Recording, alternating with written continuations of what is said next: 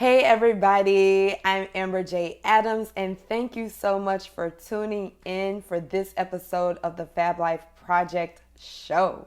So this is actually the first episode that I am doing both video recording and also making the audio of the video available for the podcast, which is on Spotify and on Apple Music, whatever it's called. But anyway, so I'm just saying there's multiple ways for you to get into this show today. You can listen, rock with me, as you're doing something, or you can sit with me today and, let's discuss, let's have fun. I'm super excited about this episode. I'm actually always excited about each episode, but this is one that has been kind of just circulating in my brain for a while.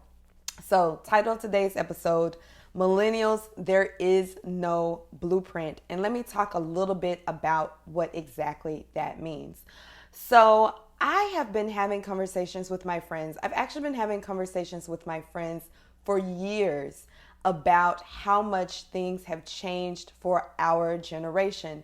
There is a big gap or discrepancy or just total difference between the things that we were kind of raised to believe, right? So if you were born in the 1980s, maybe the early 1990s, that's about that good millennial span, you were really raised with this idea that there was a certain path to success, that this path to success probably involved you going to school, getting a degree, getting out, getting a job, and that there were all these things that were kind of peppered around that were things that you should really want, such as getting married, having kids, buying a house, all of these kind of markers of adulthood that we were told, especially as kids, as teenagers, in college, that these are the ways, these are the things that you're supposed to do. This is supposed to be that general progression of life. This is what it's supposed to look like. And yeah, go out and make it happen. And so as we started to kind of really emerge into the workplace, and I feel like I've talked about this a little bit, just in general, we know this, right? That as we started to really kind of get into our young adult lives, things started shifting. It seemed like overnight, and maybe it wasn't overnight, it just felt like it was overnight to us. The world kind of changed, right? And suddenly all these things that had been sold to us as certainties were frankly no longer certain.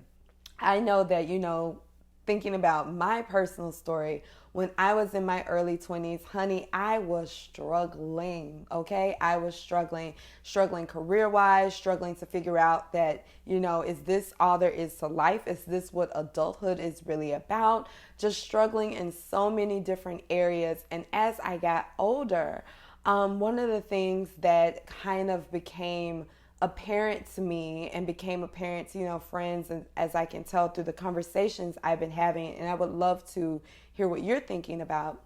One of the things that became apparent to me was that I could no longer fully rely on this prescribed recipe for success, as you will.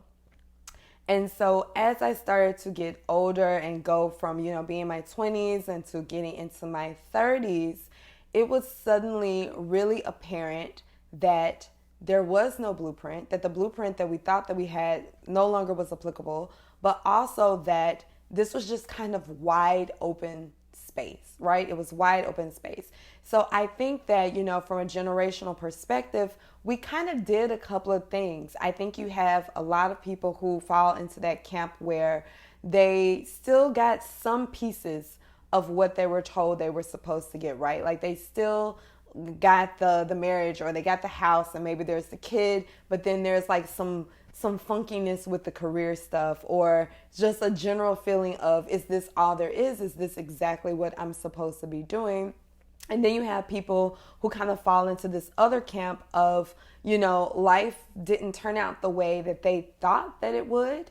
And I think that a lot of people kind of carry some angst about that because, we live, not only have things massively changed, but we also live in this time where it's so easy to compare yourself, not just to the people who are close to you, but other people who frankly at this stage shouldn't really be a part of what you're seeing, right? And maybe that's another show, like thinking about how social media has extended who we see really on a daily basis and how we are able to kind of compare our life or contrast our life to what they have going on. Like, do I really need to know where my kindergarten class is? Like, yes, some people I'm still super close to who just happen to be friends for a long time, but for the majority of it, they're not really people that, need to still be in my life today.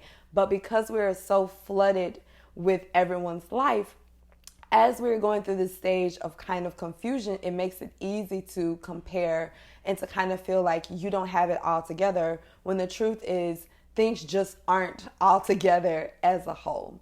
So there's that camp, right? Kind of like that general confusion. And then I think that you have people who fall into this other space. And I would say I probably identify with this one the most, where you have a couple of pieces of what you were said you were supposed to get.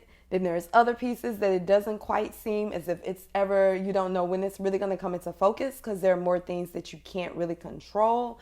But it still feels a little like, well, what exactly am I supposed to do? And that's where we're going to, dive deeper today and talk about that. What does it look like to be a person who has no blueprint, but also has just all the freedom and time to be able to craft a life that really looks the way you want it to look, but is almost coming into this recognition that the way you want it to look, no one ever asked you how you wanted your life to look like before. There was always just kind of this recipe and steps that you took to make your life look like something that was essentially acceptable to the status quo. But what does it actually look like in this space where we have so much freedom to be able to really decide what we want our life to look like in certain areas? So that's what I want to get into today. First thing that's really on my mind, just jumping right in, is work. Can we talk about how much work has changed? We know this, right? Work has changed. Not only I think work was already kind of starting to change before, our global health event. I'm still not sure if we can say, because I have this on YouTube as well. Can we say, the P word? We'll just call it the P word. But work started to change even before, we kind of globally had to retreat and start working in a different way overnight. But I think people had already started to question a little bit, what does all of this mean? I think that's natural. If you're doing something every single day, going to your job every day, we already had conversations bubbling up around kind of purposefulness, around maybe a job is just a job and it's something that you do, but you have a life outside of that. But I think that things started to reach a little bit of a fever pitch, because for the first time, we not only were able to have these conversations, meaning that we were, kind of thinking about, well, what is my purpose here? What is my intention around this? I spend so much of my day working. What does this mean to me? But we also had a different format for what that could really look like. So suddenly we were at home. We were able to kind of take a step back and say, how do I really want to feel about this? Because we had the world feeling as if it were kind of collapsing literally outside of our doorsteps. So you had nothing to do but become really reflective about how you want to maybe feel at work. What are the things that you want to do? What are the things that you want to accomplish? And I think for a lot of people, that it was a little bit of a wake-up call, right? It was a bit of a wake-up call, and that we're actively still in that space where we have an ability to define what work looks like for us moving forward. I'm actually really excited about this, but I feel like a lot of people, a lot of our, peers, our millennial peers, don't necessarily grasp this or think about it in that way. So that's what I want to do today. First topic of discussion is really say, what would it look like if you were working on your own terms? What does that even mean to you? What does that mean for you to be engaged in work, both the actual physical work that you do, the way that you show up every day, whether it's remote, hybrid. And I'm super excited because I'm going to be doing a show that's more kind of focused on remote work really soon. But what does it look like? So this is a little bit of a primer, right? What does it look like to be able to have the freedom to define what that can mean for you? What does that look like for you? We are currently in a market where employees, probably for the first time, and I don't even know when, if somebody's a history buff out there, please contact me, tell me. We, as employees, for the first time, have a lot more power to decide where we want to be and how we want to show up. I remember back when I had my very first job in New York City, I was working at Essence Magazine, and I was in a conversation with the beauty director at that time who had been at the magazine a long, long time. I think she probably still does work for them. She's just an iconic person. And I remember her telling me, Amber, you have a choice as to who you give your talents to. And when she told me this, it really kind of set me back a little bit. I was able to kind of step back from it and examine it. And I think, at the time I was just kind of like, okay. But now here we are so many years later, and I'm able to say this to you all and feel for the first time that this is really, really true. You have a choice as to who you give your talents to. You have a choice. And that is so powerful. So, me, I'm always somebody, I like to have discussions. I like to throw questions out there. I never just want to be like, rah, rah, rah, like, talk to me.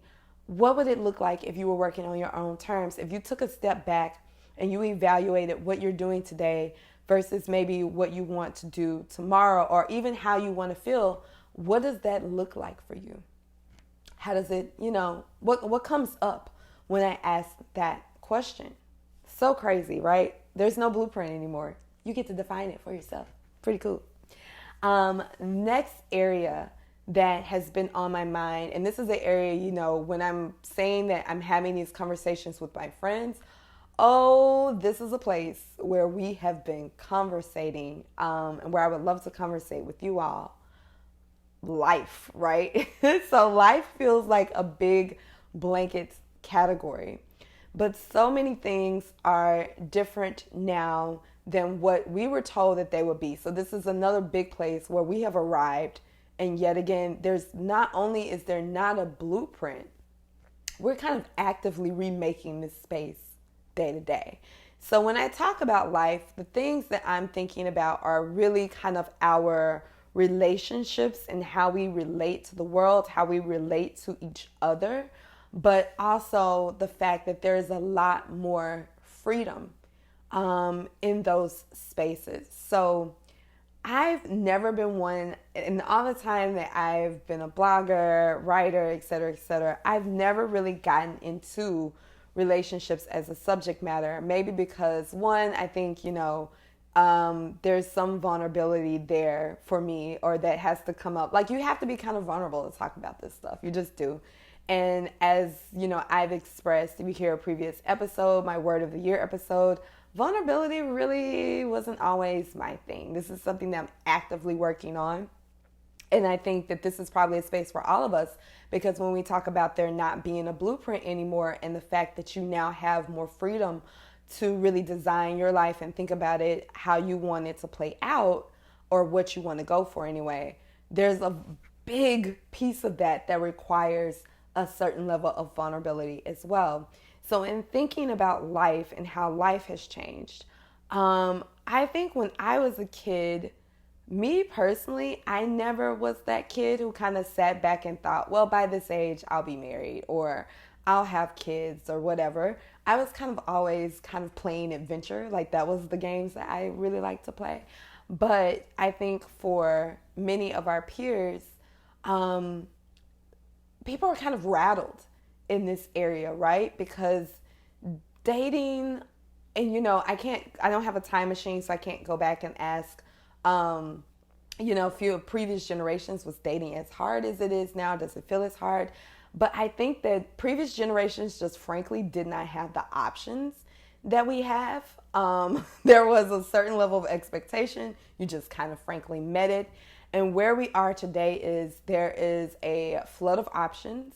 There are people who are able to live in a way that they weren't able to live previously, whether whatever kind of space you fall into, minority group wise, things are just a lot different. So you have people deciding to either maybe not get married, if that's something that you want to pursue, people who are deciding to get married later on, and then you just have a space where it has just been hard to figure out what do those next steps kind of look like, because as you're moving along and kind of looking at, okay, maybe wanting to find a life partner, we're also moving along on this spectrum of freedom that we have. And I think that has made it a lot more difficult. So I want to say that first. I don't want to dance around the fact that things have changed, that there are so many people who still want, maybe a more traditional model of what that looks like, but that it does feel a lot harder to obtain in this day and age. But the flip side of that, and kind of where I want to emphasize and bring in the questions here, the flip side of that is, if you think about your life looking different, if you're open to the fact that maybe your life won't look like kind of this traditional thing, what does that bring up for you? What opportunities are there and available for you? I've been doing a lot of reading recently, kind of about, especially for women, fertility, and kind of having some of those conversations. And that actually, should do a podcast about that. Should do a show about that, right? I just love it when the ideas come to me as I'm going along. But fertility, in that you have more, women, fertility hasn't changed, right? Of all the things that are changing, there's just kind of some certain things that, once you start to get older, it becomes a little bit harder to know for sure if you want to reproduce, that's going to actually happen. And even for men, we talk about women's fertility all the time, but men's fertility changes over time as well. They may have a way longer window, but things are different. And so if we open ourselves up to things looking differently, what does this kind of mean for our future? Will we have a space where you have more people who are adopting, more people who are kind of embracing, the auntie lifestyle, proud aunt right here, more people who are finding different ways to kind of create those relationships or mentorships, and being open to their life looking different? Also could be more open to being a parent at an older age. What does that look like? We are really on the ground with pioneering so many different things. And one of the things that I want to put in front of you all today to think about is, if we're on the ground and we're pioneering all these different things, how can we move forward with that process of pioneering? Because what I think happens, and I would love to hear you all's thoughts about this, and I think this to me is really a big part of why I engage with this work in the way that I do. I think that we as a generation are at this weird fork in the road, where on one side we can just doggedly try to cling to the things that we were told and promised, to this kind of old blueprint way of living, or we can decide to make some shifts. We can decide to take that step back and say, you know what? We got this. We are in this unique position of understanding the old, being able to really embrace the new. What does it look like if we embrace the new and we decide to dig in here and say, hey, we are building out something different. We are thinking about things in a totally different way. What does that look like if you apply that to your life? I was actually having a conversation with one of my colleagues who is Gen Z, but he gave me just what he said. I really liked it, some good advice. So I'm going to share with you all. He was like, Amber, what if you think about the experiences you want to have? And I was a little blown away by that, because I don't think I'm not really a planner. So I've never really sat back and said, okay, even if I am planning, it's planning for specific things along a, kind of a timeline spectrum, or that's the way I've always kind of previously done it, right? Because that was a blueprint. But thinking about the experiences you want to have, to me, opens the door, not only because you're thinking about the experiences you want to have, but you're also thinking about them in this broader way where it allows you to figure out how you want to create and connect them and bring things together. It's not saying that by this age I must do this. It's saying I want this experience of, for me it was I want this experience of traveling for an extended period of time. There was an experience I wanted to have. I couldn't plot that out. Once you get beyond a certain point, I couldn't plot that out. Not for far in advance, because you don't know. But it was an experience I wanted to have, and it was something that once I kind of thought about it and put it into that way, then suddenly it gives me the space to start building the blueprint as to how I get there, and opening myself up to probably some serendipity, because that's important too, as to how I actually make this happen. So when we're talking about life, when we're talking about the changes that have happened there, what would it look like if you were to ask yourself, one, what are the experiences that you want to have? And two, if you were open to life looking different than the way that you thought it was going to look, what do you find there? What can you create there? What becomes a priority and maybe, a way that you want to move based on your values, your intentions, a sense of purpose? What's there? So throwing that question out for you all today. Next area, because this is what I talk about: work, life, travel. Those are my three things, my trifecta. Travel. Oh my gosh. So much. Talk about not having a blueprint. Previously, in previous generations, travel was kind of contained to like a random family vacation. Maybe something people got to do in retirement if they were lucky enough to still have the health to be able to bounce around. But that is not applicable anymore. Now travel has filtered in to our various areas of life, and people are doing things in totally different ways, and there are lots of spaces. So if you are somebody who wants to incorporate more travel into your life, or you're trying to figure out kind of what to do with the level of freedom that maybe you have now, working remotely, having the hybrid job, or really just the ability to be able to have those honest conversations and say, hey, I want to work a week from here, because we all know it's possible now. We're not wiping that information from our memory. What does it look like to bring travel into your life kind of earlier, maybe in a more sustainable way, in a way that is happening now for you versus something that feels like this far off thing?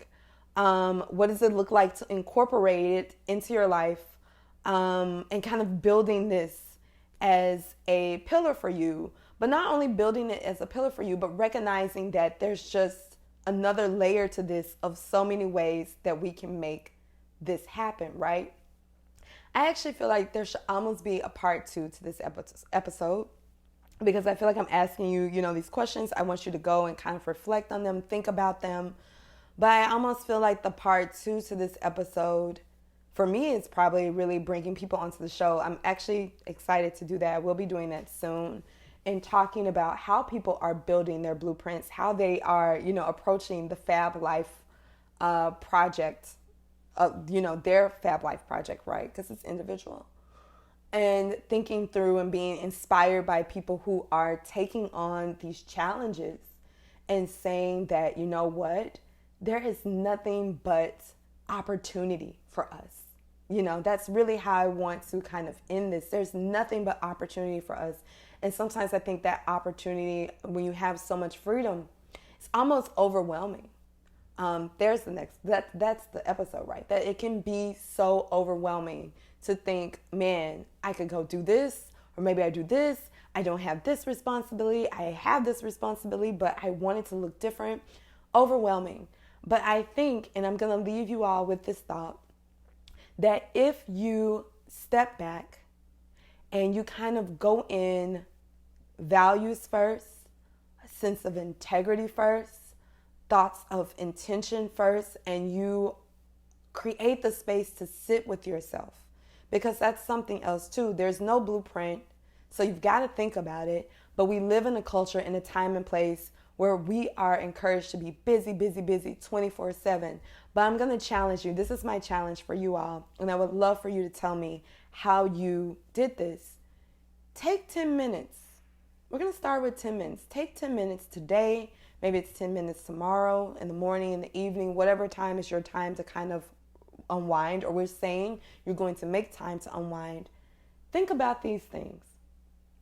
Ask yourself these questions. What do you want kind of the next stage and phase of your life to look like?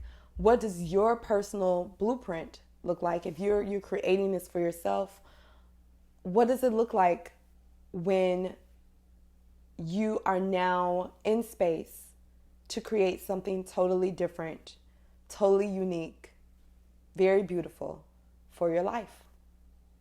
Yeah. That's all I got today. That's where I'm stopping. So thank you all so much for those of you who are rocking with me podcast style. I hope that I'm somewhere really cool with you today. I hope that you're walking around. Maybe you're outside taking in some sunshine. Or if you are, I don't know, maybe getting your clean on. I love to listen to podcasts while I clean. I love to listen to them while I cook. And if you're someone who is there with me here doing the video thing, hello, so awesome to see you. Sit here and kind of have this conversation. This is a little bit new for me, but it feels like the format I probably should have always been in, to be honest. But yeah, that's what I got today.